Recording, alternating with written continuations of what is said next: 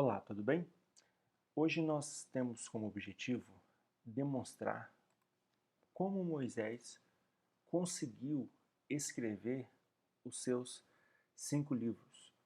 De onde ele tirou informações para escrever Gênesis, Êxodo, Levítico, Números e Deuteronômio. A primeira observação que eu quero deixar claro aqui é fazer uma divisão. Quando nós pegamos desde o capítulo 1 de Gênesis até o capítulo 34 de Deuteronômio, nós podemos fazer algumas considerações iniciais para nós então sabermos como que Moisés conseguiu escrever cada uma dessas partes desses 5 livros. Por exemplo, de Gênesis 1 até Gênesis 2:15, que é quando termina a narração sobre a criação do homem, ou seja, da criação até Adão, nem estou falando de Eva ainda, tá? Da criação de Adão. Nós não temos nenhuma testemunha ocular. Ninguém viu o que aconteceu nos dias da criação, nos 7 dias da criação. Adão, ele foi criado no 6º dia, certo? Mas ele não participou dos outros dias. Então é evidente que não houve ninguém que viu a criação. Como é que então Moisés conseguiu escrever sobre a criação? De onde ele tirou informações? Nós defenderemos que foi uma revelação. De Gênesis 2 a 16 a Êxodo 2:9, nós temos testemunhas oculares. Pelo menos Adão já existia, lá em Gênesis 2:16. E Moisés, vocês sabem, o seu nascimento é relatado em Êxodo 2. E em Êxodo 2:9, ele já é uma pessoa adulta. Então, pelo menos a partir de Gênesis 2:10 é que nós temos Moisés já como testemunha ocular. Mas de Gênesis 2:16 a Êxodo 2:9, Moisés não foi testemunha ocular. Então, nós vamos defender que para ele registrar os acontecimentos dentro desse período, nós veremos que ele se valeu, pelo menos, de tradição oral e da sabedoria que ele adquiriu no Egito. E de Êxodo 2:10 até o final de Deuteronômio, nós vamos falar de forma genérica que Moisés se valeu da sua própria presença, certo? Ele foi uma testemunha ocular dos fatos ali narrados. Então, essa é a nossa primeira consideração sobre esses acontecimentos. Essa parte aqui, a parte 1, de Gênesis 1 a Gênesis 2:15, que eu acho que é a mais difícil, eu vou deixar por último. Mas me permita mostrar para vocês esses 2 primeiros acontecimentos aqui e como é que Moisés conseguiu então escrever sobre esses períodos aqui relatados. De Adão até Moisés, nós com certeza não temos Moisés como testemunha ocular. Então, eu defendo que ele se valeu de 2 fontes para escrever esses relatos: tradição oral e a sabedoria que ele adquiriu no Egito. Pessoal, no Oriente Antigo era muito comum a transmissão de conhecimento por tradição oral. Os pais transmitiam aos seus filhos, netos, bisnetos, os conhecimentos que eles adquiriram dos seus antepassados. Hoje nós não temos isso muito comum na nossa tradição. Os pais quase nem conversam com os filhos, né? Mas naquela época era fundamental, era assim que se transmitia o conhecimento.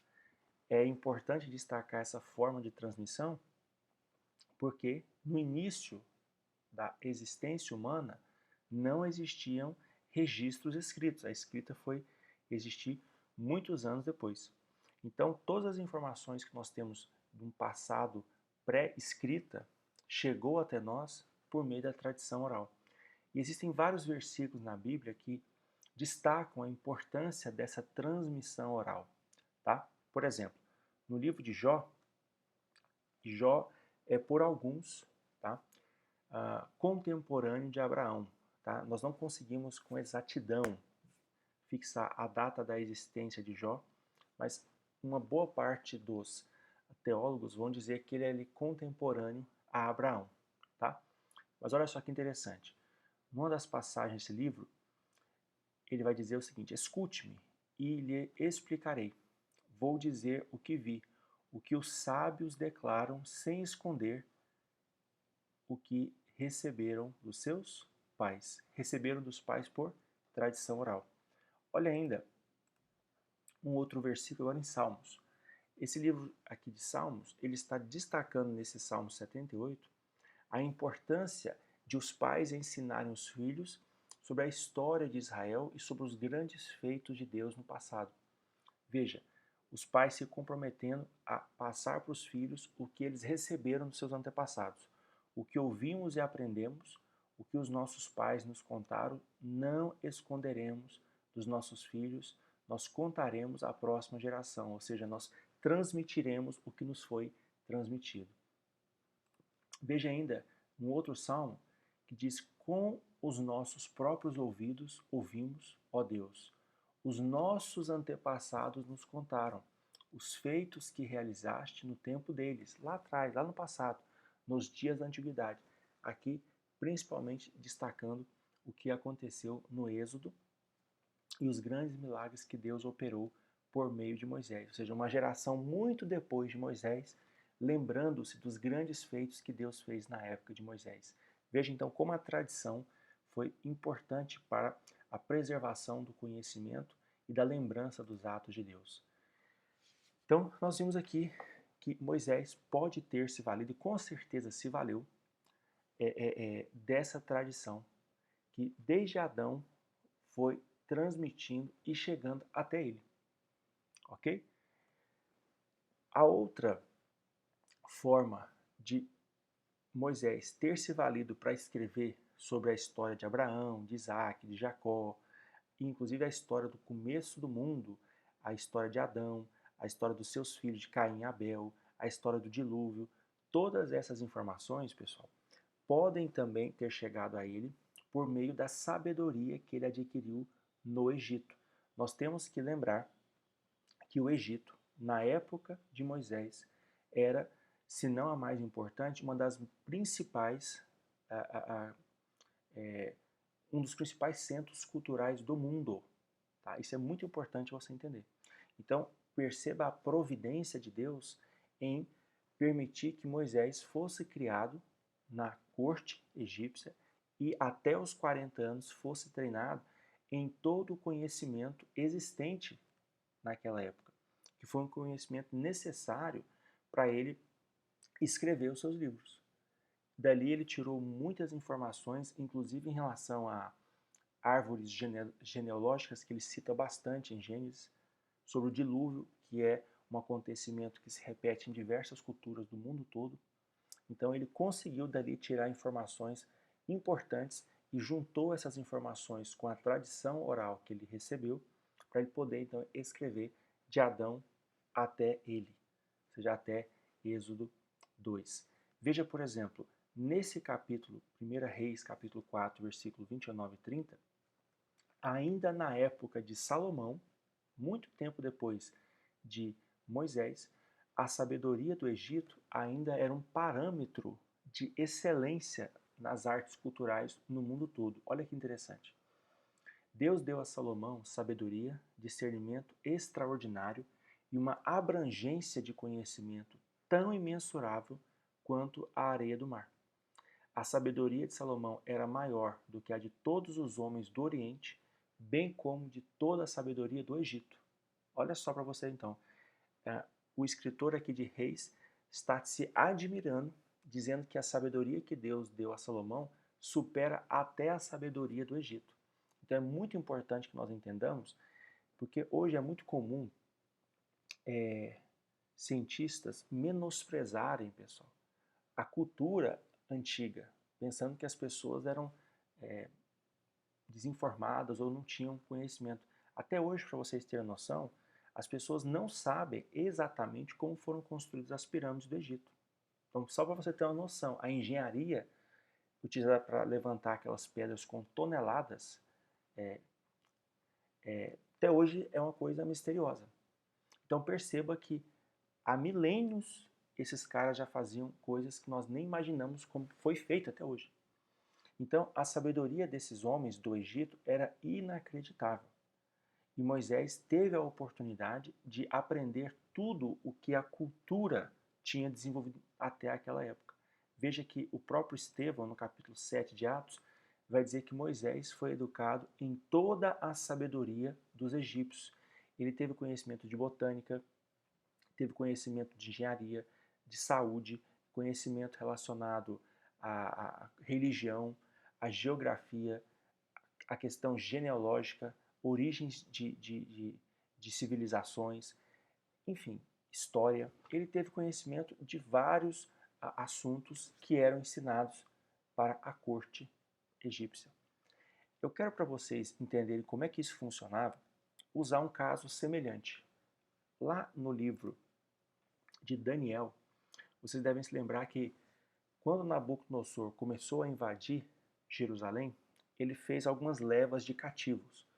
Em uma das primeiras levas, ele pegou a casta mais importante dos judeus e levou para sua corte para treinar esses judeus, que eram os mais nobres, os mais inteligentes de Israel.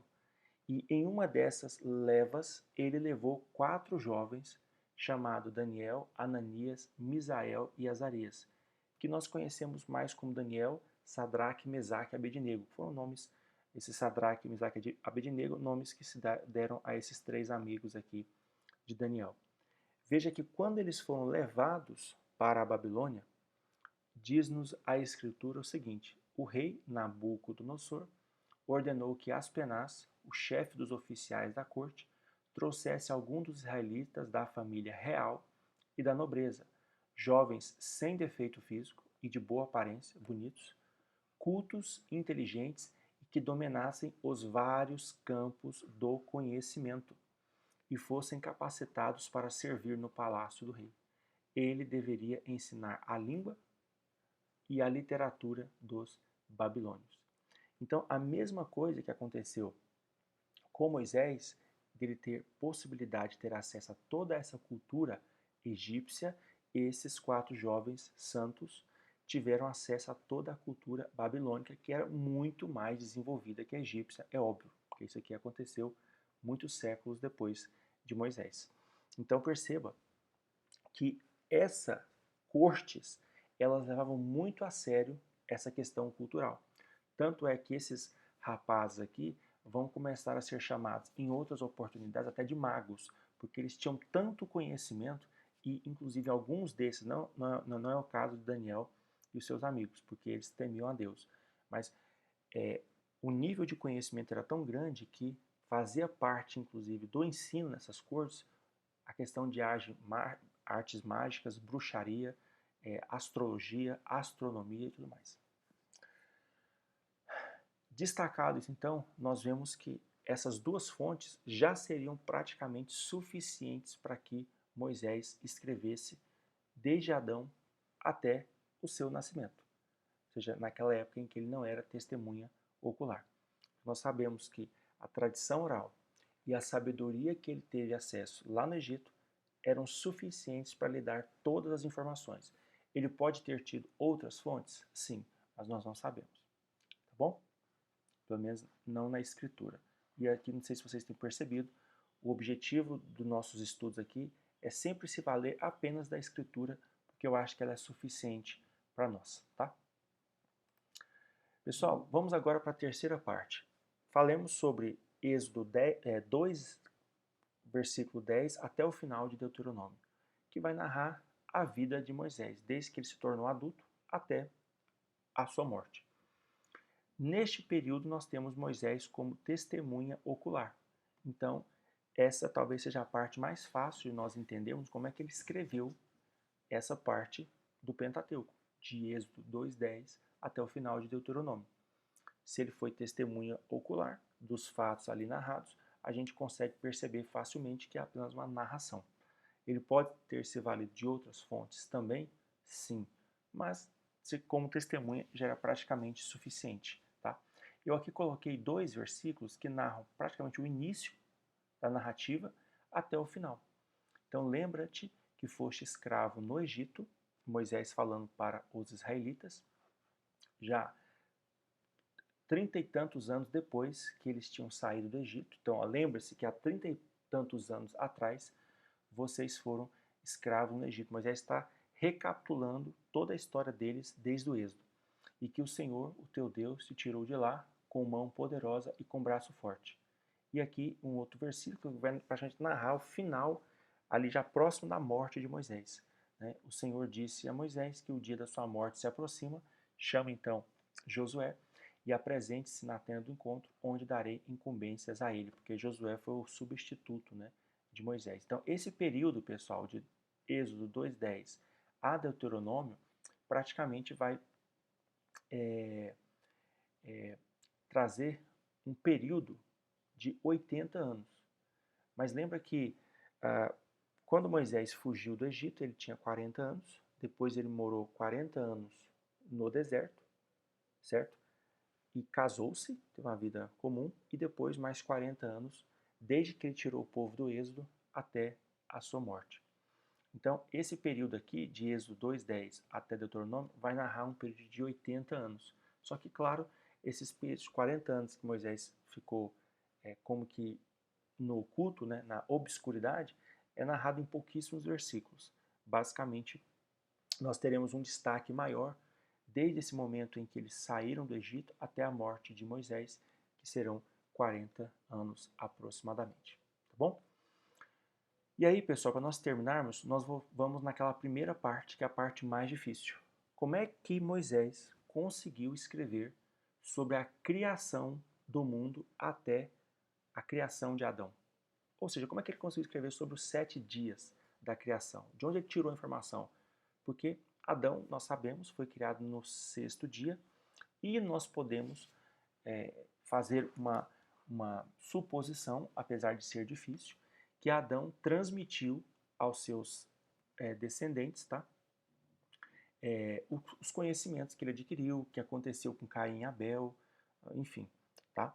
Isso é difícil, porque a Bíblia não fala sobre isso expressamente, mas é uma suposição justa pensar que de Adão em diante ocorreu essa transmissão de conhecimento. Mas antes de Adão, como é que Moisés teve conhecimento sobre os dias da criação? Então a gente só pode pensar que houve uma revelação. Para quem foi essa revelação, nós não sabemos. Porque quando nós temos aqui em Gênesis 2:4, Moisés, depois de relatar a criação, o resumo da criação, ele diz, olha, essa é a história das origens do céu e da terra no tempo em que foram criados. Ou seja, essa é a história, está querendo que ele está especificando o que ele contou e que ele vai contar um pouquinho para frente ainda, porque nos próximos versículos, do 5 em diante, ele vai dar um pouco mais de explicação de como foi a criação do homem e da mulher, no restante do capítulo 2. Então, quando ele fala isso, pessoal, ele está resumindo como foi a criação. Agora, como que ele teve acesso a essas informações? Não existe outra fonte, porque não tinha testemunha ocular nesse período, como eu já falei para vocês. Mas eu quero trazer aqui uma tese que eu acho que é justificável, tá? Olha só. Em Gênesis 14 e em Jó, capítulo 9, como eu disse para vocês, boa parte dos teólogos consideram que Abraão e Jó eram contemporâneos. Se não viveram na mesma época, foram em épocas próximas. E é interessante que, mesmo Jó não sendo um israelita, ele era de um outro povo, ele era um homem que conhecia que existia um Criador de todas as coisas. Inclusive, nesse versículo, para vocês verem o quanto já era avançada a ciência naquela época, ele diz que Deus é o Criador da Ursa e do Órion, das Pleiades e das constelações do sul. Ele está falando aqui de constelações que já eram conhecidas naquela época, para vocês verem. E sabia que existia um Criador que havia criado todas aquelas coisas. E é interessante que em Gênesis 14, Moisés se encontra com um sacerdote do Deus Altíssimo chamado Melquisedeque. E esse Melquisedeque, abençoa Abraão pelo Deus Altíssimo, que era reconhecido, Criador dos céus e da terra. Então perceba que, alguns anos depois do dilúvio, o conhecimento do único Deus ainda era preservado dentro de alguns povos. Depois que Noé sai da arca com seus filhos, a idolatria, pessoal, toma conta do mundo quase que inteiro. O abandono do Deus verdadeiro se tornou a regra no mundo inteiro, praticamente. Somente alguns homens, como Jó, como Abraão, como Melquisedeque, preservaram o conhecimento do único Deus verdadeiro que criou os céus e a terra. Mas esse conhecimento de que existia um Deus criador dos céus e da terra, apesar de ter sido preservado em alguns povos, eu não sei até onde eles sabiam como que o mundo foi criado. Uma coisa é você saber que existe o Deus criador dos céus e da terra e conhecer sobre os dias da criação, por exemplo. Nós não temos essa informação. Eu quero te mostrar um versículo que dá a aparecer algo que é a minha tese aqui, tá? Quando a gente tem em Atos capítulo 7, versículo 38, quem está falando é Estevão. Lembrando que Moisés esteve no deserto com o povo e lá no Monte Sinai recebeu palavras de vida para nos dar. Dentre essas palavras de vida, Moisés vai falar que um dos mandamentos, nós vamos ver já já, era a guarda do sábado. Sábado é uma palavra que significa descanso. E o descanso ocorria no sétimo dia. Por que no sétimo dia da semana? Porque Deus abençoou o sétimo dia e o santificou. Porque nesse último dia ele descansou de toda a obra que ele realizara na criação. Depois explicaremos o que esse descanso de Deus significa e falaremos também sobre as implicações para a nossa vida desse descanso, tá? Mas já vou afirmar, para o cristão, a guarda do sábado não existe, tá bom? A guarda do sábado era uma aliança de Deus com os israelitas. No capítulo 15 de Atos, quando os apóstolos estão discutindo sobre o que os gentios que se converteram ao evangelho devem guardar da antiga aliança, da lei de Moisés, eles não incluem o sábado, tá? Então qualquer religião que coloca a guarda do sábado como um requisito ou como sinal da verdadeira religião, como fazem, por exemplo, os adventistas, isso aí não tem sentido algum para nós, tá bom? Nós veremos que o sábado verdadeiro é um sábado espiritual e que simboliza o nosso descanso em Cristo com a nossa salvação, tá bom? Mas para os judeus foi importantíssimo porque o sábado era uma lembrança que eles serviam o Deus criador de todas as coisas, porque eles descansavam no mesmo dia em que Deus descansou das obras da sua criação. E olha só que maravilha. A primeira vez, de forma mais clara, que essa exigência de se guardar o sábado acontecerá para os judeus foi quando eles saíram do Egito, atravessaram o Mar Vermelho e Deus começou a dar-lhes o maná, aquele pão que descia do céu. Interessante que o maná ele caía 6 dias da semana. Na sexta-feira, os judeus tinham que pegar uma porção dobrada para que eles comessem na sexta e no sábado, porque no sábado não caía o maná. Por isso diz aqui, 6 dias recolherás, mas o sétimo dia é o sábado, nele não haverá. Apesar de aqui Moisés já citar o sábado, ele não explica por que, nesta passagem, os judeus têm que guardar esse dia e por que não cairia o maná. Ele vai explicar isso só no capítulo 20. O capítulo 20 é o capítulo onde Moisés explica quais são os 10 mandamentos. E um dos mandamentos é este: 6 dias você trabalhará e fará toda a sua obra, mas o sétimo dia é o sábado do Senhor, teu Deus, é o descanso do Senhor, seu Deus. Não farás nenhuma obra, nem tu, nem teu filho, nem tua filha, nem o teu servo, nem a tua serva, nem o teu animal, nem o teu estrangeiro que está dentro das suas portas. E ele vai explicar por que os judeus tinham que guardar o sábado. Porque em 6 dias fez o Senhor os céus e a terra, o mar e tudo o que neles há. E ao sétimo dia descansou. Portanto, abençoou o Senhor o dia do sábado e o santificou. Então presta atenção. Aqui é, fora do Gênesis, a primeira vez que eu estou referindo novamente aos 7 dias da criação. Então perceba que Deus dá a Moisés a ordem de se guardar o sábado e ele explica o porquê que deve se guardar o sábado e faz-se uma referência a Gênesis.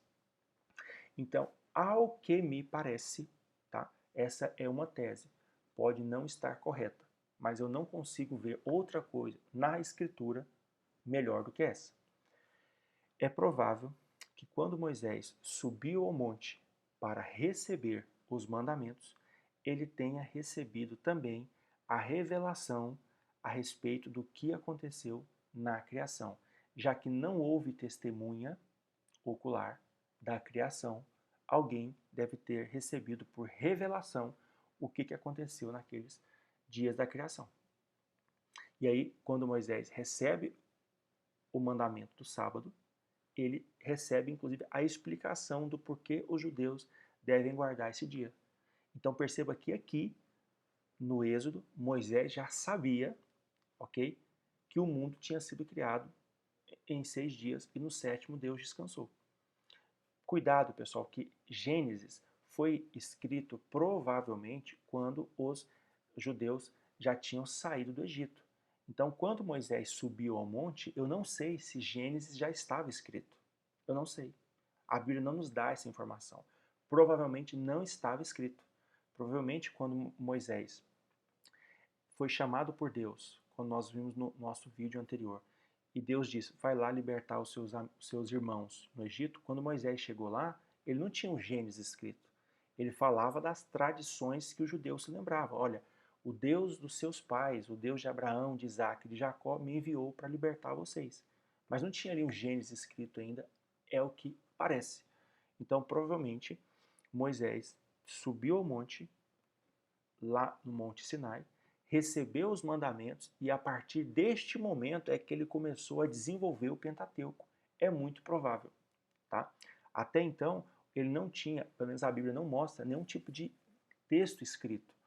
Então, ele, a partir do recebimento da lei, que começou a desenvolver todo o Pentateuco. Ele foi construindo o Pentateuco a partir das leis que Deus lhe deu no Monte Sinai. E uma delas foi justamente essa aqui, de guardar-se o sábado, porque em 6 dias o Senhor fez o mundo e no 7º ele descansou. Então é bem provável que Moisés, nesta oportunidade ou em alguma outra oportunidade, ele recebeu a revelação de que a criação ocorreu em 6 dias e no 7º Deus descansou. Essa é a melhor forma de se ver isso, pelo menos na minha opinião. Ok?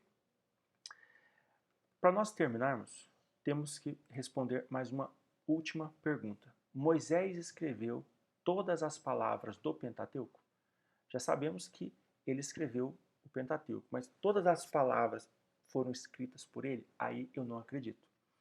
Eu acredito o seguinte, existem 3 teses importantes sobre o Deuteronômio, ou seja, Gênesis, Êxodo, Levítico, Números e Deuteronômio. Quais são as 3 teses? A primeira tese vai dizer que Moisés escreveu todas as palavras do Deuteronômio, do Pentateuco, inclusive o capítulo 34 de Deuteronômio, que narra a sua morte. A segunda tese vai dizer que Moisés não escreveu nada.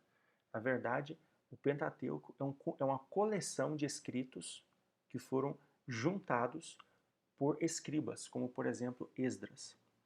E a terceira hipótese, que é a que eu defendo, vai dizer que o Pentateuco é de autoria mosaica. Nós já até falamos sobre isso em outros vídeos. Não tem como você, pela Bíblia, chegar a outra conclusão.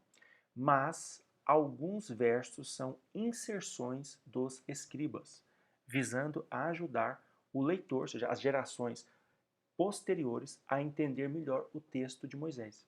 Pessoal, é difícil pensar que Moisés escreveu o Pentateuco como nós o temos hoje, tão organizadinho. Pensa que ele estava no deserto. Pensa que ele, naquela época não existia livros, organização, tudo era em rolo.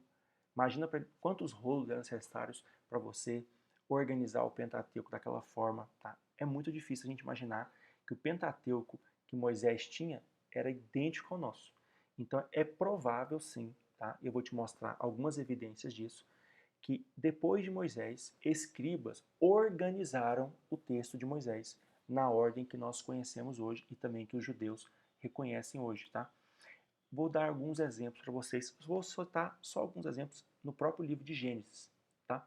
Por exemplo, capítulo 12 está citando a história de Abraão, quando Deus o chamou de Ur dos Caldeus.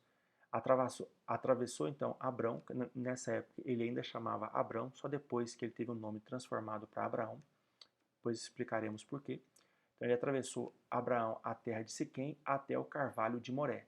E aí agora em vermelho parece que nós temos um comentário de um escriba. Nesse tempo, naquele tempo, lá perto do carvalho de Moré, quem morava lá eram os cananeus.